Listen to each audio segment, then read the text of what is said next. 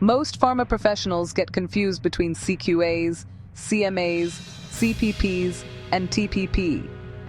This confusion, honestly, costs them interviews, batch failures, and, well, weak QbD knowledge. In the next few minutes, I'll explain these concepts clearly, practically, and dosage form-wise, so you'll never forget them. Hello everyone, welcome back to Pharmalytics, your trusted platform for industry-oriented pharmaceutical learning. Today's topic is extremely important for QA, QC, production, validation, and even regulatory exams. We are going to clearly understand TPP, CQAs, CMAs, and CPPs, and how they are connected under Quality by Design, or QbD. Quality by design means quality is built into the product from the beginning, not tested at the end.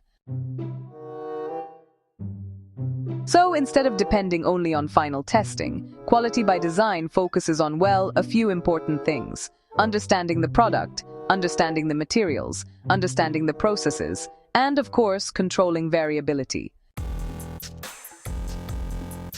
And, this entire approach really starts with one key concept: Target Product Profile, or TPP. TPP basically defines what kind of product we actually want to develop. So, the Target Product Profile, or TPP, answers some key questions, like what is the dosage form? What is the strength? How fast should the drug release? What is the route of administration? And, what is the stability and shelf life? For example, if we're talking about a paracetamol tablet, the TPP might include details like immediate release tablet, 500 milligram strength, rapid disintegration, and, being stable for 24 months. Once the TPP is defined, we move on to identify which quality attributes are absolutely critical to achieve this target. And, well, that brings us to the concept of critical quality attributes, or CQAs. So, CQAs are basically the physical, chemical, biological, or microbiological properties that have to be controlled to make sure we get the right product quality. Alright, so some common CQAs for solid dosage forms include things like assay, content uniformity, dissolution, disintegration, impurity levels, and hardness and friability. For example, if dissolution fails, the tablet might not release the drug properly. So, dissolution is definitely considered a CQA. Now the question is, what affects these CQAs? The answer, well, it's materials and processes. CMAs are the critical properties of raw materials that impact CQAs. Examples of CMAs include things like API particle size, polymorphic form, moisture content, and excipient grade. If the API particle size is too large, dissolution may fail, so particle size becomes a critical material attribute. Once materials are controlled, we must control how the process is actually run. That leads us to critical process parameters. Critical process parameters are process parameters that directly impact critical quality attributes. So, here are some examples of critical process parameters in tablet manufacturing. These include mixing time and speed, the granulation endpoint, drying temperature, compression force, and, of course, coating parameters. If the compression force is too high, tablets may not disintegrate properly. That's why compression force is considered a critical process parameter. Now let's connect everything we've discussed so far. So, TPP actually defines what we want. CQAs, on the other hand, define what must be controlled.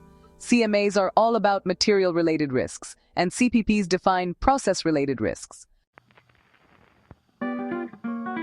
This logical flow is really the heart of QbD and is expected by the ICH Q8 Q9 and Q10 guidelines. For tablets, well, CQAs include things like dissolution and assay. CMAs would be, for example, API particle size, and CPPs refer to parameters like compression force. For capsules, the critical quality attribute is content uniformity. The critical material attribute is blend homogeneity, and the critical process parameter is capsule filling speed. The concept remains the same, the parameters just change. You know, many freshers memorize definitions but fail to explain the relationships between them. So, some common mistakes people make include explaining critical quality attributes without actually linking them to the target product profile, ignoring critical material attributes in quality by design discussions, and, not providing practical examples during interviews. Interviewers, are really looking for logical thinking, not just textbook definitions.